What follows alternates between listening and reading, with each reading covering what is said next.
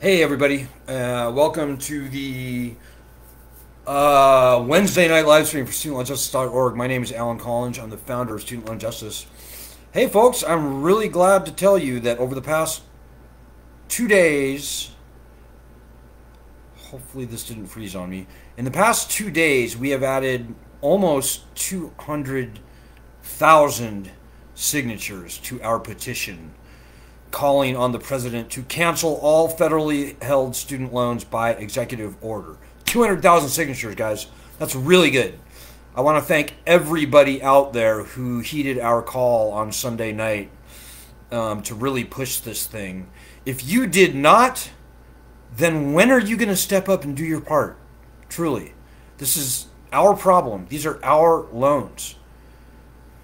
Anyways, welcome. And to all the new members, we're glad that you found us. We are Student Loan Justice. We are the oldest, largest, and really only true citizens group actually fighting for student loan justice. We've been around for 15 years now. We've been featured on 60 Minutes, Top Story, in the New York Times, Los Angeles Times, NPR, PBS, Rolling Stone, Vice News, Fox News, Newsmax, you name it. We've probably been on it at one point or another. Well, I'm very glad to tell you that for the first 15 years of our existence, we were fighting very moderately only for the return of bankruptcy protections to student loans. But we have changed our call.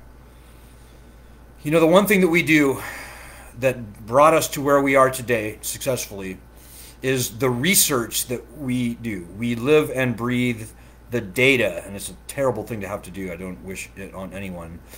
But our good research is our stock in trade. And folks, I'm here to tell you this is a failed lending system. Even before the coronavirus crisis, this was a failed lending system. Now, I don't know where to begin. First of all, student loans are the only type of loan in our nation's history to be specifically stripped of bankruptcy protections, which are called for in the Constitution, by the way, of statutes of limitations, to be restricted on truth in lending laws, fair debt collection practices. This is the most viciously predatory lending system in the country, in our nation's history, as a matter of fact. If you want to know why the cost of college is so high, well, it's because of this predatory lending system that stands behind the whole thing. And you know, this is all fun and games 30 years ago when the average person was only borrowing $5,000, $6,000. Well, today the average undergrad is leaving college with, I'm guessing over $40,000 in student loans. And remember, less than 50%, only about 40% of people who go to college actually wind up with a degree. So these loans have become a bond of indenture. They are unconstitutional, and we don't have to put up with it. Now, for the first 15 years, we were very mild, very meek, very kind, very gentle, and we pushed very hard for the return of bankruptcy protections to these loans. Well, Congress didn't listen. So here we are on the verge of some sort of a recession/depression, possibly. And we can say very confidently now that 80% of all student loan borrowers, even before today, before the coronavirus crisis, would have never been able to repay their loans. So dudes, I don't know what more I can tell you. I could go on for hours proving to you why this is a failed lending system. It's done. It's toast. Put a fork in it. You know, quite frankly, we probably could have made this call 5 years ago. But I like to be sure. And today, lo and behold, we are very sure. It's a failed lending system. Now, this could have a good outcome. It could have a bad outcome. The good outcome is doing the right thing and resetting this lending system, canceling the loans, and coming up with a better way to fund our citizens to go to college. That's the good outcome. That's what needs to happen. But it could have a terrible outcome, where the swamp creatures in Washington, D.C., and the Department of Education, and its contractors, and the private lenders, they start suing the citizens left and right. You know, the federal marshals could start coming and taking people from their homes in arrest, which has already begun, by the way. I know that sounds absolutely ridiculous, but federal marshals in Texas 5 years ago had plans of arresting, I think, 1,500 people because of their student loans. So I don't want that dystopian thing to happen. We don't need this thing to transition us into some sort of a weird police bondage state. We don't need that. We don't want that, and that's not what the founders intended. What we need is that first thing. Hey, Michelle, how you doing? Greetings, Michelle. Michelle says, daughter only has an associate's degree, $104,000 in student loans. You know, that is not uncommon at all, Michelle. We have a lot of people who went to community college, who went to for-profit colleges, culinary school, and they've got hundreds of thousands of dollars of student loan debt to show for it. Now, I don't know what your situation is, Michelle, but of that $140,000, I would bet you that originally she probably only borrowed like $30-something thousand. That's my guess. But in the absence of bankruptcy protections, absence of statute of limitations, the lenders are very, very, very good, skilled, crafted, and experienced in turning a $30-something thousand loan into a $100,000+ monstrosity. They've been given a license to steal. But you know what, folks? All that stuff doesn't matter anymore because it's now a failed lending system. Nobody is paying on their loans right now today because of this coronavirus payment suspension. And quite frankly, my hope and belief, and really what's the right thing, is that nobody will ever make another payment. Now, as I said, we've been featured top story on 60 Minutes with our research, Fortune magazine, Forbes magazine, you name it. And we have never been proven wrong on any of our points of research that we have discovered. So when I tell you that this is a failed lending system, you can believe it. And you can also believe it when I say that the bad guys, the people running this lending system, they know it's a failed lending system. Quite frankly, I suspect strongly that they are thrilled to death that they have been able to perpetuate this big government lending monstrosity upon the citizenry for as long as they have been able to. I think they've all had their golden parachutes packed for years or even decades on this. So the jig is up. But like I said, guys, I don't want that bad second outcome to happen. I don't want this to be messy. I don't want this to cost any more of our livelihoods, our time, our lives, our emotions, and all that stuff.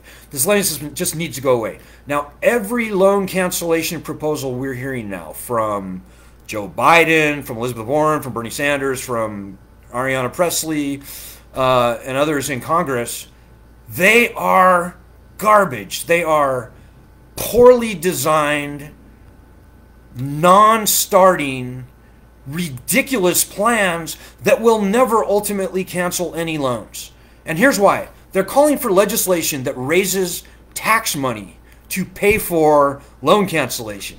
So Bernie Sanders, for example, he wanted to raise $2 trillion in taxes. And I have no problem with raising taxes on the wealthy. I think that's exactly the right thing to do.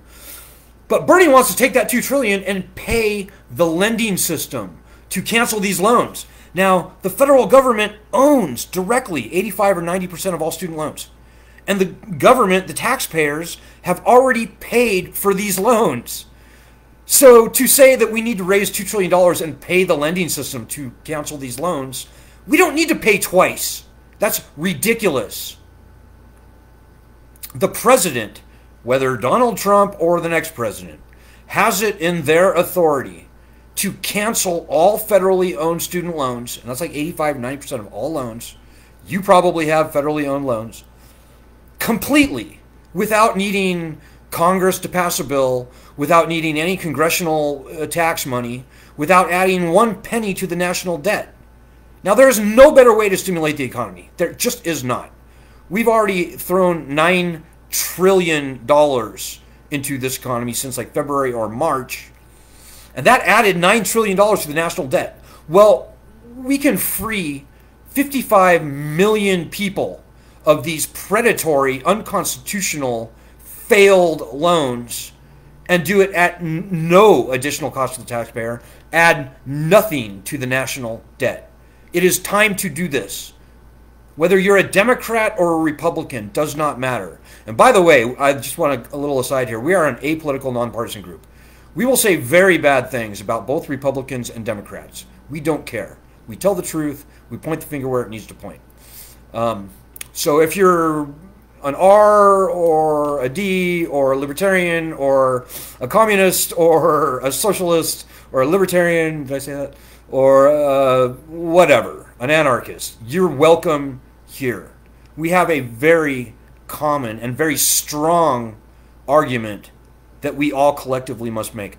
Now, we've got over 500,000 signatures on our petition right now. And by the way, if you didn't help with this most recent surge, will you not help now?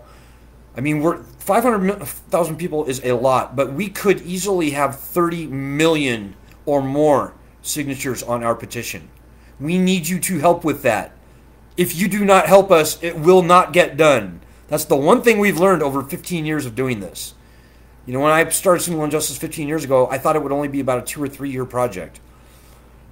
Well, here we are. The swamp is strong, folks. The swamp is strong. And that is both R's and D's.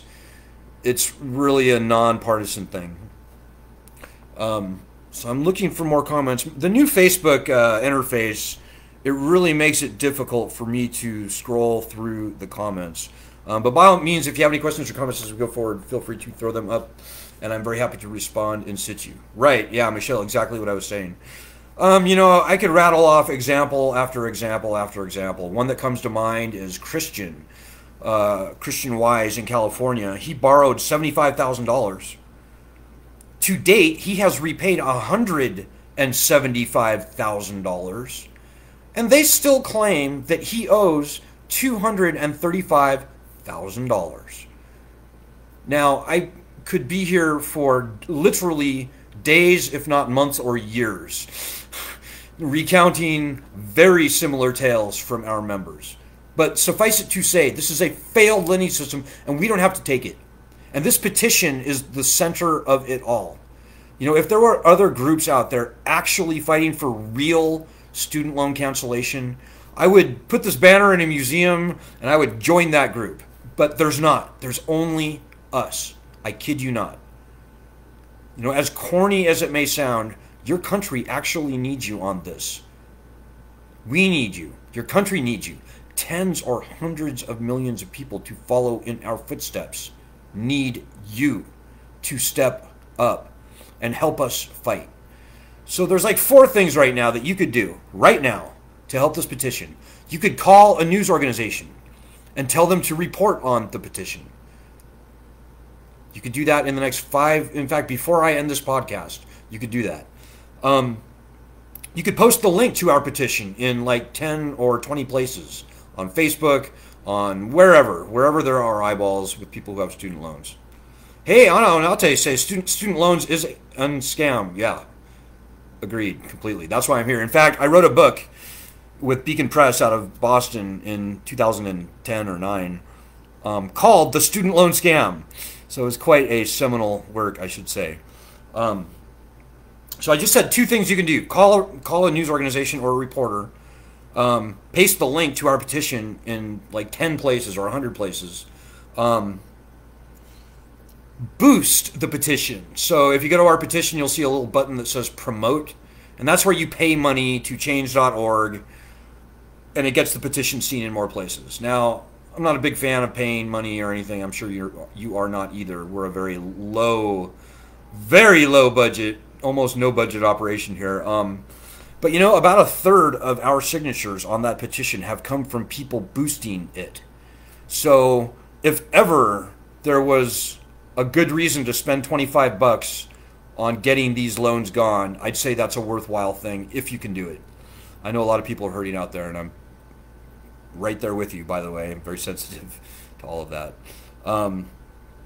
So the 4th thing, what is the 4th thing? Well, you know, I mean, just think for yourself. There's a million ways that you can get 10, 20 people to sign the petition. And remember, if everybody got 10 people to sign today, we would have over 5 million people on our petition. That's when it's impossible to ignore. That would make it the largest petition in the world regarding student loans by far. I know there are other petitions out there calling for student loan cancellation, folks, but like I said earlier, they're nonsense. These were created by swamp creatures in Washington, D.C. They don't want to solve the student loan problem. The student loan problem provides them their livelihood. If they were to solve it, that would be to kill their cash cow. They don't want to do that. We are different. I would love nothing more than to put this banner on ice, to throw it out the window, to burn it, to give it away. I would love for this organization to disappear, along with all student loans. And when that day comes, I look forward to it. But do not be distracted and demotivated. That's the most important thing. Don't be demotivated by the other groups out there claiming to be fighting for loan cancellation, because they're not. We've seen these rascals in operation for 15 years now. We've had any number of loan cancellation programs enacted into law, and they're not working. The Public Service Loan Forgiveness Cancellation Program, less than 1% of the people who thought they were getting their loans canceled actually are. We're going to see similar numbers for IBR. Congress and the Department of Education simply cannot be trusted. The president can cancel these loans tomorrow with no vote of Congress needed, no approval, no appropriation, and with nothing added to the national debt. This is what has to happen. Now, whether it's Donald Trump or the next president, hopefully sooner than later. I would love to get this done by Election Day. And Donald Trump is crazy enough that he may just do it to win the election. Whether he wins or not, I don't know. But I think he's facing a very uphill battle right now. I think the economy is going to be soggy come November 3rd or whenever the election is. He's going to have to pull a rabbit out of a hat, and the only way to do that is on the student loan issue. The battle lines have been clearly drawn around every other issue. Student loans are the Wild West. Now, whether you like Donald Trump or hate him, it doesn't matter. We need to push him. And with 5 million signatures on our petition and all the media and press coverage that will come with that, that will be a massive push to Donald Trump. And for him to thumb his nose at us then, fine. He will lose the election in a landslide and we can move on to the next president. And oh, by the way, we will have a great defense, a great argument for why we will never repay another dime on our loans. 5 million borrowers, that's like 10% of all student loan borrowers. That's enough to make it go away. And quite frankly, if we can get 5 million signatures, we can get 20 million signatures. There's no reason that we can't. Everybody with student loans can feel the injustice on their backs. They can feel the weight of this unconstitutional, vicious, terminally ill, nationally threatening lending system on their backs. The Founding Fathers are on our side. They called for uniform bankruptcy laws ahead of the power to raise an army and declare war. Well, that is the first thing that people took away from student loans. Lyndon Baines Johnson declared in 1965 that the loans would be free of interest. Well, today, $100 billion a year in interest alone clicks off on our backs. The founders are on our side. Quite frankly, I think they're looking down and saying, how did our people get so weak? How did they not throw this lending system off of their backs like decades ago? Hey, Michelle, good to hear.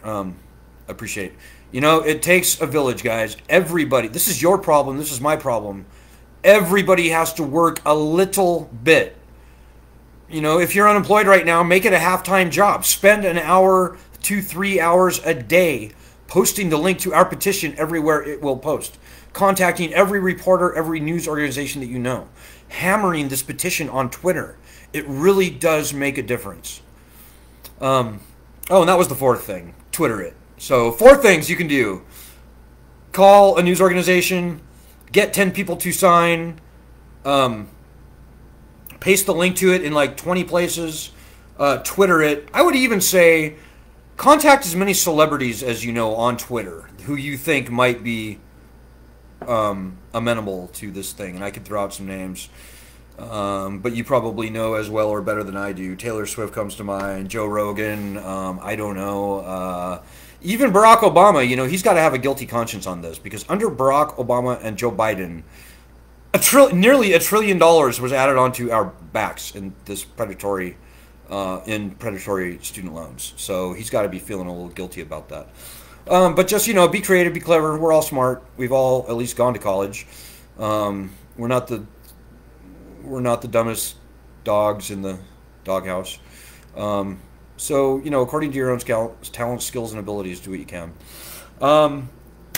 One other thing I was just going to say is, we've got a great mention out today in an article, actually, I think it was last week, an article by Matt Taibbi about the growing bureaucracy of colleges, and it's just astounding. I urge you all to read it. It's not in Rolling Stone, where he normally publishes. It's a place called Substack. So if you go to taibbi.substack.com, taibbi.substack.com, you can find the article. It should be like the first one. But I would urge you all to read it. Matt is one of the very few people in this country who, like us, sees past the partisan divide. He doesn't even look at the political nonsense. He's a very even-handed guy, and all he cares about is the problem. And, it's very, I would say, sad and scary that there are really only about maybe 6 writers out there right now that I can say that about. Matt Taibbi, Mo Takasik, and like maybe 3 or 4 others. But it's very important that we support the good journalism that's happening out there, folks, because it's becoming rarer and rarer. The stuff that we're seeing in the mainstream media is by and large propaganda. They interview the swamp people first. And the swamp people are completely full of shit and have been for 5 or 10 years. Pardon my French. So, yeah, I would urge you to, maybe I'll do that. Check out taibbi.substack.com. And, Matt has written some really great articles in the past on student loans. So, yeah, check him out. Good guy, smart guy. So do that. Folks, I think I'm going to leave it there. We're at 22 minutes, which is a little longer than I was hoping for tonight. But suffice it to say that we are kicking some serious ass now on this petition. And it's only a matter of time, but it's also a matter of your efforts.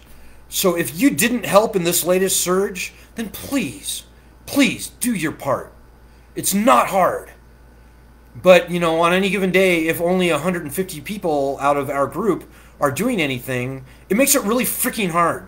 So step the F up and help the F out, because you can't sit there and wait and watch and worry and expect that somebody else is going to pull your weight. Because I am here to tell you, they will not. These are your loans. This is your problem. And this is your livelihood and your future at stake here. So please make it happen. We will help you in any way we can. We are at your beck and call should we be needed to talk to congressional staffers to return bankruptcy to student loans, or perhaps, I think most importantly at this point, talking to reporters and news organizations, laying out the very clear and unassailable argument for why student loans must be canceled. So have a great night, folks. I hope that you're as encouraged as I am at the growth in our petition. But don't be satisfied. Get hungrier, because this is where we really need to double and triple down. So get on it. And I will be back on Friday. I think Ed's probably going to be here tomorrow night. Hang in there, keep fighting, and in the immortal words of Benjamin Franklin, let us hang together and win this battle, lest we all hang separately. Good night. God bless.